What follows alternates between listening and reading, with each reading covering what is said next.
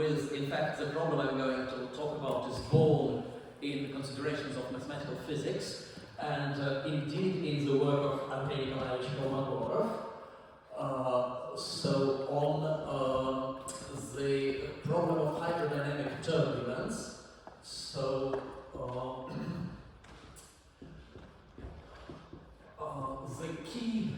the key quantity in the consideration of hydrodynamic turbulence is the for a viscous fluid is the energy dissipation rate. So in a viscous fluid, the speed of the liquid, because of friction, the liquid does not go forward, but in fact turns. In the friction forces it to form eddies, and then there are smaller eddies, and still smaller eddies, and still smaller eddies. By the way, one can see these eddies very clearly in the drawings of Leonardo, in the Codice Atlantico, and in fact it seems that the word turbulence in its physical meaning first appears in the work of Leonardo too, because in fact turbulence is an old word. It appears in for example, Latin translations of Greek of Aesop fables, but in the sense of turbulence of human beings, not in the sense of turbulence of fluids.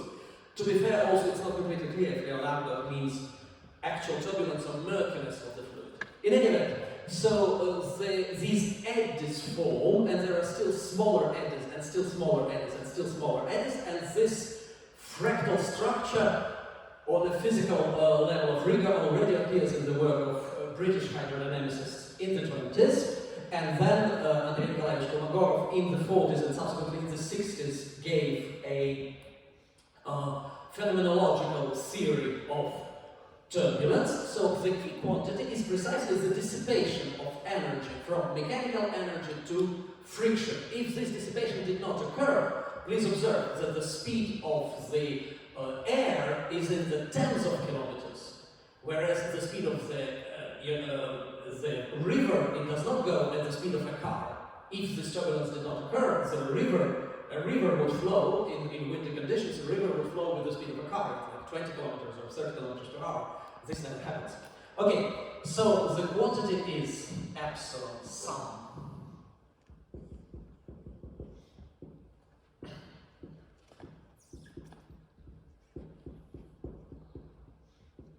Where U is the vector field. And so the conjecture of Kolmogorov and his student Obukhov is the following: that if I consider this quantity epsilon in a certain volume, and then I partition this volume in smaller and smaller subvolumes, then the Kolmogorov conjecture is that the conditional distribution, this is considered as a random variable in Kolmogorov's theory, so the conditional distribution, for example, of the average over this cube, conditioned on the average on this cube, does not in fact depend on the cube size. So there is a certain homotopy invariance. So then, logarithm of epsilon can be written as logarithm of epsilon 1 plus logarithm of epsilon 2 plus and so on logarithm of epsilon k, where each subsequent logarithm is the average on a smaller cube conditioned on the average of the larger cube. So precisely then, so I condition on the smaller cube on the larger cube, then even smaller cube on the smaller cube, and so on and so on. So precisely the idea is that, the informal idea is that each of these quantities captures the corresponding eddies, the eddies on the corresponding scale. This is the informal idea. Okay, so now if these are considered to be independent, then clearly Kolmogorov and Obukhov say this converges, it's a sum of independent random variables, it converges to the normal law. So the logarithm of epsilon should have normal law, so epsilon should have log normal law. So this is precisely the formulation of the Kolmogorov-Obukhov conjecture. Kolmogorov-Obukhov conjecture.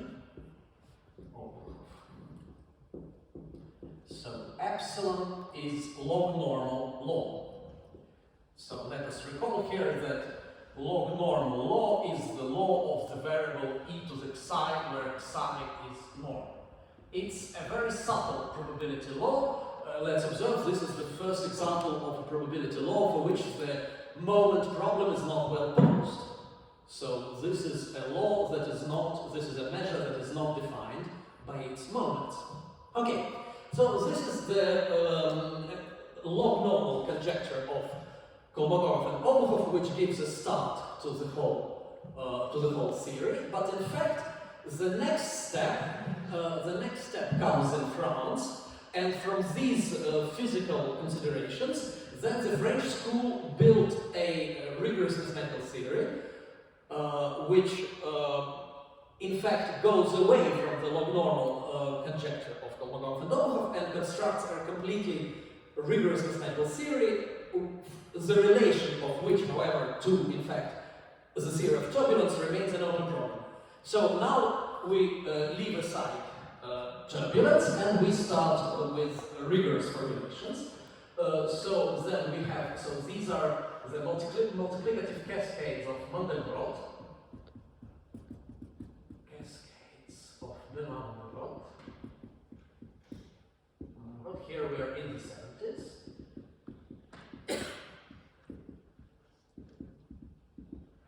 So we have a binary tree.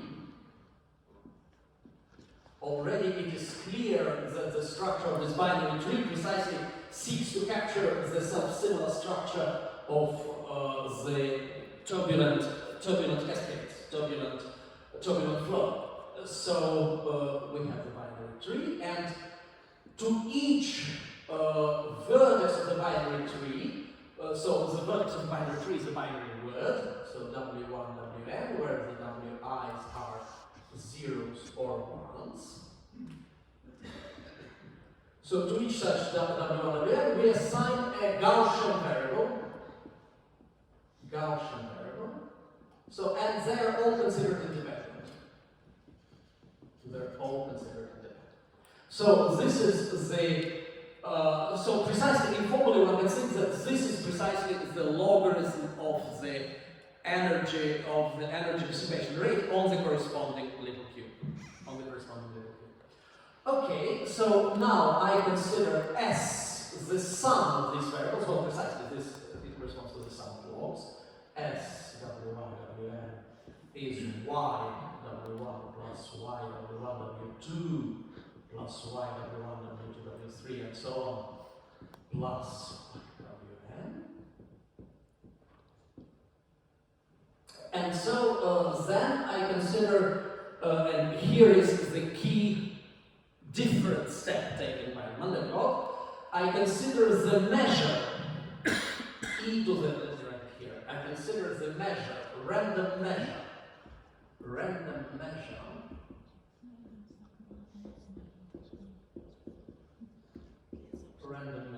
e to the gamma s W1 Wn over the expectation, well, it will be e to the gamma square over 2n over 2. So this measure is, okay, I take the sum over all binary words, and this is the density of my measure. With respect to the Lebesgue measure, just usual, let me write in this very naive way, dt, just in fact the boundary of the binary tree is identified in a standard way with the unit interval, and the measure is just standard Lebesgue measure on the unit interval. It is also possible to consider more general countermeasures, but for this, at this moment, let me just stay with standard Lebesgue measure. So uniform Bernoulli measure, left and right terms are equiprobable and independent. Okay, so this is a random measure, random in the sense that the realization, so S is a random variable, S is the sum of independent random variables, so this is, these are random variables, so to each omega corresponds a measure, so it's a measure depending on a random parameter, that is to say a random measure. So, and a beautiful theorem, which was proved in some particular case, in this particular case by Mandelbrot, and then was developed in greater generality by Peyrière and Jean-Pierre Kahane.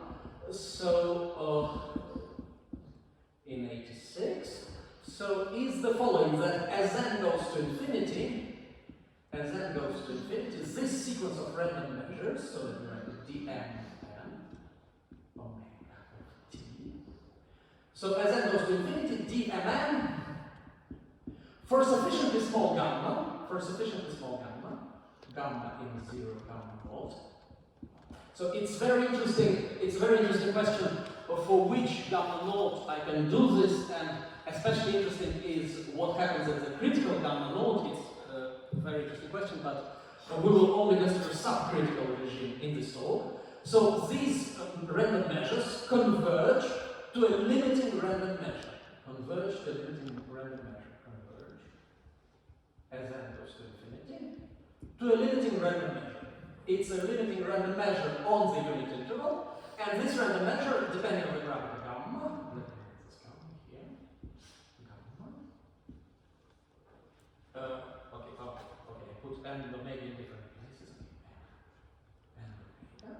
Okay, so, and this measure is precisely called Gaussian multiplicative chaos.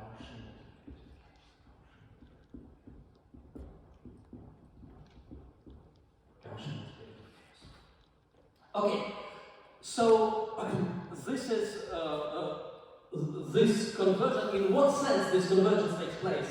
It's also a subtle question. For sufficiently small gamma, it can be said in a very simple way. In simply the measure of an interval, this is a random variable, converges to the limiting measure in L2. So this is just if gamma is sufficiently small. For gamma bigger but still subcritical, convergence is in probability. So this convergence takes place in probability, not in L2 but in probability. Okay, so now let me formulate, after this preface, let me formulate the main result of this talk. So here we will apply this formalism of Gaussian multiplicative chaos to point process, to determinantal point processes. Let me say that there has been a lot of work in this direction in applications of Gaussian multiplicative chaos to random matrix models of all kinds, and this goes back to the work of St. Petersburg physicists Yan Fyodorov, and just also has been continued by very many authors, Ostrovsky, Christopher Simm, Najnudel, Nikeghbali, Reda Chhaibi, and many others. So there has been a lot of work in this direction. In fact, of key importance for us will be the work of Nathanael Berestycki, who uses the Girsanov Theorem in this setting. Okay, so now let me formulate the main result of this talk, and it is the following. So I consider the usual sine process, so let us take the sine kernel, the usual sine kernel of orthogonal projection on the Peyrière space, and let us take the corresponding determinantal measure, on the space of infinite configurations on R, on the space of infinite configurations on R. So, by the way, the easiest and most intuitive way of thinking about this measure is the following. Let us take just a Haar measure, usual Haar measure on unitary group. So on usual unitary group, we take the usual Haar measure. And so let us take the distribution of my Haar measure on eigenvalues of my unitary matrix. Well, the eigenvalues of the unitary matrix belong to the unit circle, and the Haar measure gives distribution on n tuples of points on the unit circle. And so this distribution can be computed explicitly, of course, by the bi-character formula. This is just this. Now, this measure, it is clear that I have n eigenvalues on the circle, so the distance between eigenvalues is 2 pi over n on average. So then I do scaling, theta equals to 2 pi t over n, where n is the dimension of my group. And so under this scaling, this measure converges to a limiting measure on the space of infinite configurations on the line. This limiting measure is precisely by definition called the sine-process. So the sine-process is the scaling limit of distributions on eigenvalues of Haar measure on the unitary group as dimension of the group goes to infinity. This is just the definition. Okay, so now to every matrix there corresponds its characteristic polynomial. Of course, it's not possible to have such characteristic polynomial in infinite, from infinitely many points. Such characteristic polynomial would not be defined, but it is possible to define the ratio of the values of such characteristic polynomials. And so I can have a random function. I call it random Euler product. Just excuse me, of x. X is the configuration. X is the collection of particles, which is just the product of x minus z over x minus w over all particles x, and the product is understood in principal value. The product is understood in principal value. Okay, so this is just the analog of the characteristic polynomial of a matrix. Instead of characteristic polynomial, it takes the ratio of the values of characteristic polynomials, and then it is possible, in fact, to take the limit as the number of particles goes to infinity. Okay, so this will be the main character for convergence to Gaussian multiplicative chaos, and in fact, so the main result is the following theorem that G I plus RT Ri x to the power 2 gamma over the expectation of this quantity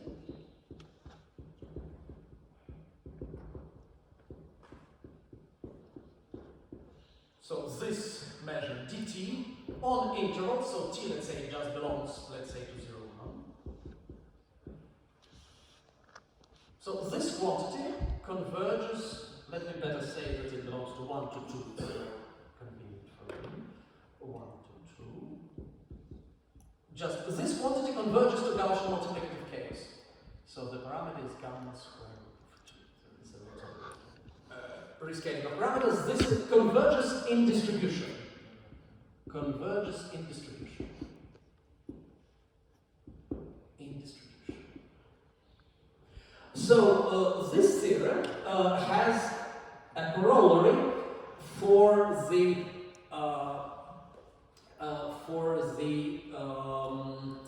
distribution of the particles of the sine process. So this is the main result.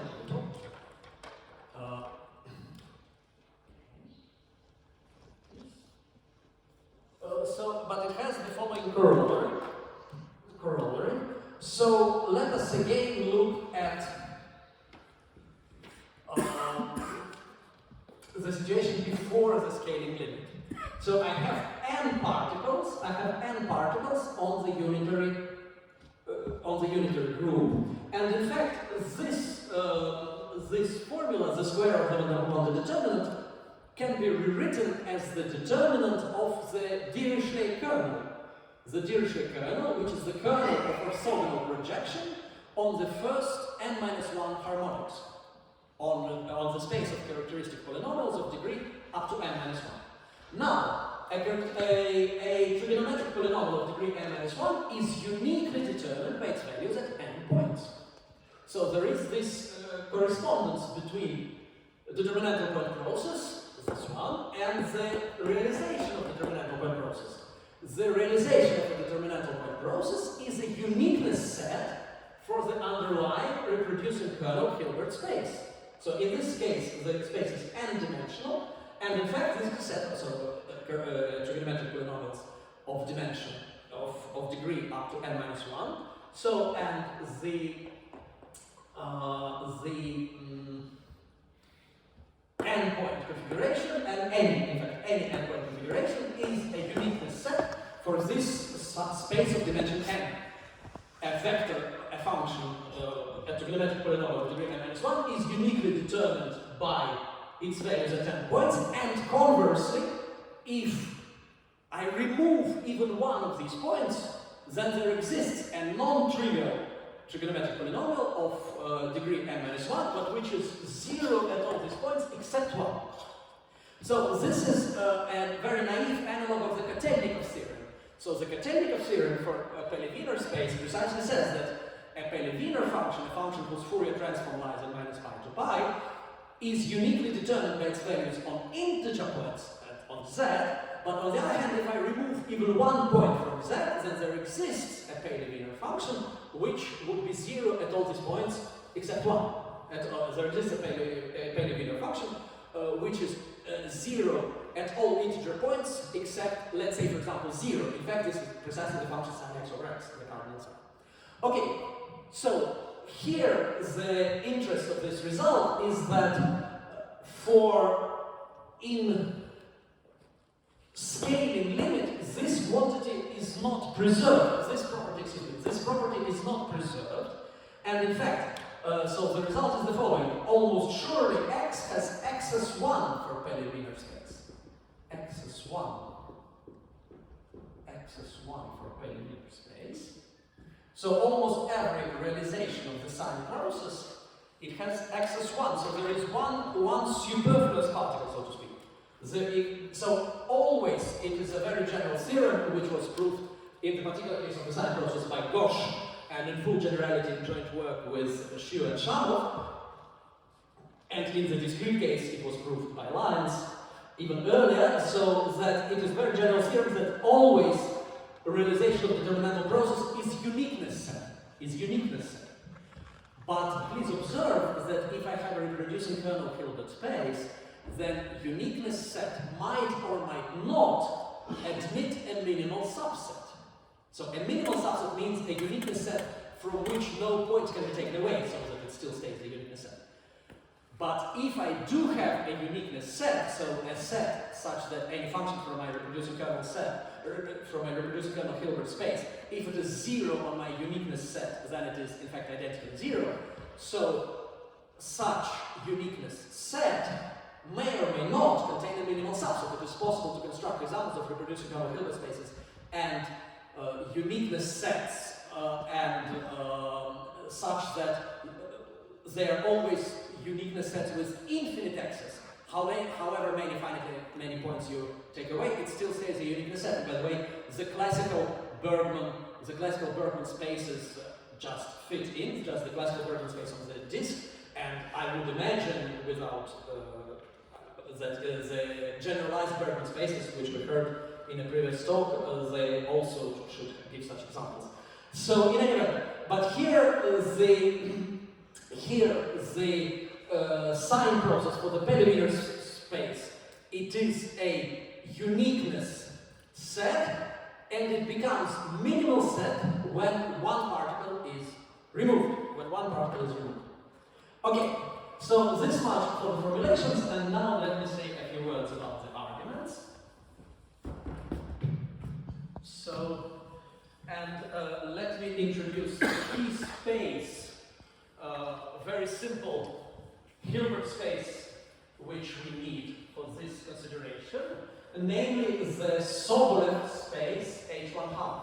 Let me introduce it on the circle, just for convenience of drawing pictures, but in fact,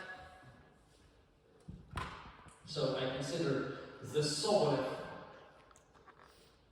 H1/2 on the circle, which is just the family, so H1/2 dot, which is the family of functions on the circle, so sum ak e to the ik theta such that sum of absolute value of k, ak squared, is finite.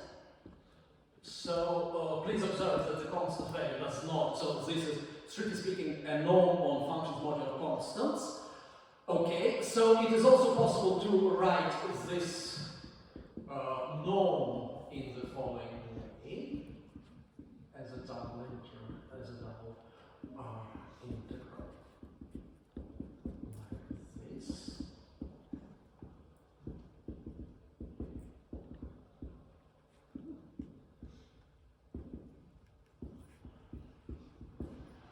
So, and already this simple formula shows that this space is in fact conformally invariant. Conformally invariant. In fact, I can also consider the same space on the line. The same space on the line.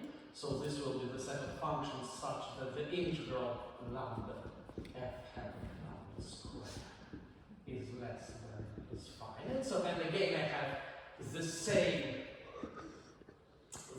semicolon is just the double integral of f of s minus f of t over s minus t squared ds dt. So this is the same space on the line. In fact, the space is conformally invariant, as I said. So, and there is a very beautiful, okay, I wrote the definition, but now I erase it so that I have a bit more space. So I have, there is very beautiful central limit theorem of Soshnikov for the sine process, which also relies on previous work of Johansson for the unitary group. So Soshnikov relying on previous work of Johansson.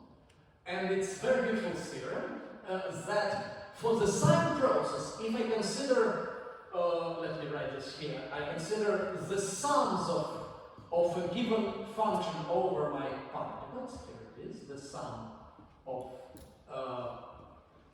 values of the function over particles, thanks. Okay, so the theorem of Soshnikov says that this sum of function rescaled by r, let us consider the function of average zero for simplicity. So rescaled by r, and let me emphasize, without any further normalization. In fact, as r goes to infinity, converges to the normal law. So this is one of the manifestations, by the way, of the strong theorem of Simm in the form of Ibrahimov. So, okay. So, here it is. So, it converges in law to this normal variable. So, now, it is possible to see in this central limit theorem of Soshnikov, it is possible to see the picture with the picture of some similar multiplicative cascades, which we just saw here. So I draw it on the disk. It's also possible to draw the half-life, but I draw it on the disk for convenience. So I consider the sums corresponding to the following quantities. So precisely the logarithm of my random harmonic functions. And then, if I consider the corresponding limiting Gaussian field, given precisely by the theorem of Soshnikov, this corresponding limiting Gaussian field, it is a field of Gaussian random variables that we denote as y, p, q. It depends on a pair of points of the Lobachevsky plane, p and q, so corresponding to this z and w, but it's more convenient for you to draw it like this. And in fact, so it's Gaussian random field, and in fact, the variance of this quantity is almost the same as the Lobachevskian distance between p and q. I write it precisely, it is the logarithm of 1 plus the hyperbolic cosine of the distance. So it's almost the distance. So, but in fact, the Lobachevskian triangles, they are thin triangles. So there is the comparison theorem of Alexander Kolmogorov, and just, so if I consider just fixed center of my circle, and I consider growing circles of growing radius, but I consider them as circles of Lobachevsky. But in fact, if I take my point to be the center of the circle, there are also Euclidean circles there. With this center, I consider them as circles of the Lobachevsky plane, and I consider precisely the exponentials of these quantities, OP over this. Then, in Gaussian case, it follows from the theorem of Kahane, but in fact, from more general gamma, especially from modifications given by Berestycki, it can easily be established that this, in fact, does converge to the Gaussian multiplicative case. So the key difficulty is that here I have to commutativity of limits. So this converges to this. In Gaussian case, the exponential of this converges to this. But I want to prove that the exponential of this converges to this. So this is precisely where one needs to prove, where one needs to estimate the remainder term in the Soshnikov central limit theorem, which is given by Borodinnikov Geronimo case formulas. There are exclusive formulas for remainder terms in the second single theorem, and especially the key technical difficulty is establishing this convergence in distribution and proving that in fact this quantity converges to the Gaussian multiplicative chaos, and consequently that the sine process has xs1. Thank you very much.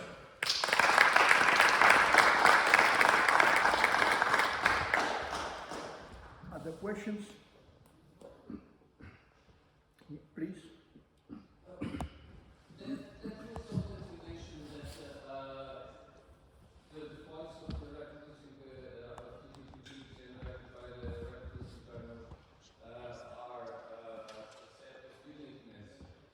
Yes? And if you remove a point, it becomes a minimal. This one, yes? Yes. So it works for any recursive part. Okay, please say again? It works for any recursive part. No, excuse me, no, maybe I wasn't clear enough. No, in fact, thank you very much for this question. No, so, first of all, no, it very much does not work for any reproducible kernel. In fact, as I tried to mention, if I consider Bergman kernels, this is very definitely not true, and the axis is infinite. At the same time, your question gives rise to very interesting open questions. For example, I can consider the kernel corresponding to Fock space. Okay. I can consider a kernel corresponding to Besson space, to Airy. I can consider Airy kernel. These are all open questions. So the only, thank you very much. This is, you asked me something I wanted to say but didn't have time to say. So this is a specific result for sine process, and even for like very close cousin of sine process, Besson process. Just instead of sines, I have Besson. So instead of sines, I have Besson functions. So here, if I read this sine x cosine y minus sine y cosine x, and the same, but instead of sine of cosine, I have Besson function and its derivative. Very similar kernel, very similar behavior. This type of result, by the way, is obtained by Gorgunov with speed of convergence and everything. So there are results, but this is open question. So there is it is a sampling sequence. So the realization of the determinant point process always is uniqueness set. This is general result for sine process proved by Gauche. No, it is never sampling. It is never. Thank you very much. No, it is never sampling. This I can explain very easily. It is never sampling for the simple reason that the particles of the sine process sometimes become arbitrarily close to each other. So they are very... Exactly, so the infimum of distances is 0. In fact, it is extremely improbable. The probability is very low. It is much less probable, for example, than Poisson process. So probability is very low. Probability is e to the minus n squared log n. So it's faster than normal decay.